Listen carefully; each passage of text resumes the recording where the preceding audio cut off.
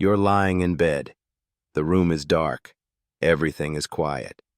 And yet, your brain is running a full investigation, replaying something someone said 3 days ago, building arguments for conversations that will never happen, calculating outcomes for problems that don't exist yet.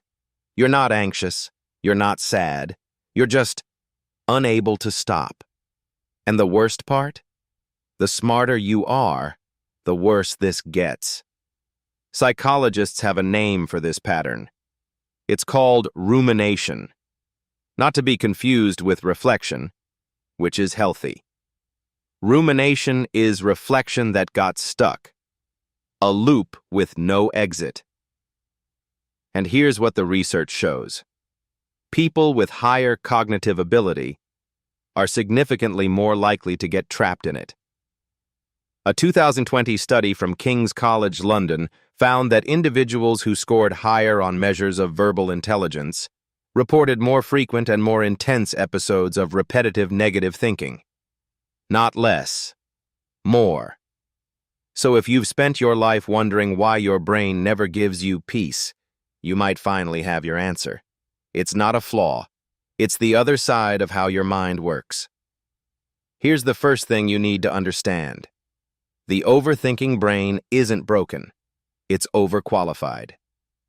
Dr. Adam Perkins, a neuroscientist at King's College London, proposed something called the understimulated prefrontal cortex hypothesis.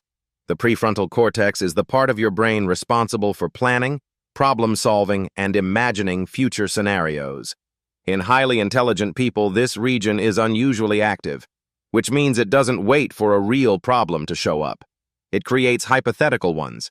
It's like having an engine that's always running, even when the car is parked. And so your brain runs simulations. What if this goes wrong? What if they didn't mean what they said? What if I made the wrong choice? Not because you're weak, but because your brain is designed to find problems before they find you. The issue is, it doesn't know when to stop. The second thing is harder to hear. Overthinking feels like thinking. But it isn't. Dr. Susan Nolen-Hoeksema, a psychologist at Yale University who spent decades studying rumination, found something that changed how researchers understand the pattern. Ruminators believe they are solving problems. They report feeling like their mental activity is productive, like they're getting somewhere. But when she measured actual outcomes, the people who ruminated most made worse decisions, not better. Because rumination doesn't use the logical part of your brain. It uses the emotional part, the same system that processes threat. And threat detection isn't looking for solutions, it's looking for danger. So the more you think, the more your brain finds things to worry about. The loop feeds itself, and you mistake the feeling of thinking for the results of thinking. There are 3 specific patterns that keep intelligent people stuck. The first is called counterfactual thinking. It's the "what if I had done X instead" loop. Your brain replays past events and generates alternate versions. It feels like learning from experience. But researchers at the University of Michigan found that counterfactual thinkers spend more time on scenarios that can't be changed than on situations they can actually influence. The second pattern is anticipatory anxiety. This is future-focused. Your brain tries to pre-solve every possible outcome before it happens. It's why you rehearse conversations, why you imagine worst cases. Your mind is trying to protect you by eliminating uncertainty, but uncertainty can't be eliminated. So the brain just keeps generating scenarios indefinitely. The third pattern is the most subtle. It's called meta-worry. Worrying about the fact that you worry. Why can't I stop thinking about this? What's wrong with me? Other people don't do this. And this layer adds a second loop on top of the first.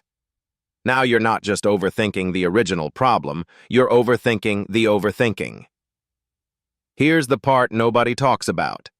Most advice for overthinking tells you to stop. Meditate. Breathe. Distract yourself. And that works. Sometimes. But for highly intelligent people, suppression doesn't work. Because your brain knows the distraction is a distraction. It notices, and it comes back harder. The research of Dr. Daniel Wegner at Harvard showed this clearly. When you actively try to suppress a thought, you make it more likely to return. He called it the ironic process theory. The harder you try not to think about something, the more you think about it. So the answer isn't silence. The answer is redirection. Giving your brain a real problem to work on. Something that requires genuine cognitive load, not escape. Engagement. Your brain isn't looking for rest. It's looking for something worth thinking about. So here's where that leaves you. You have a mind that doesn't turn off, that builds scenarios, questions answers, replays moments, and searches for problems in the dark. And for a long time, you may have seen that as a weakness, something to fix, something to be ashamed of.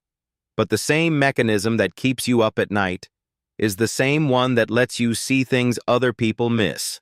Understand problems before they happen.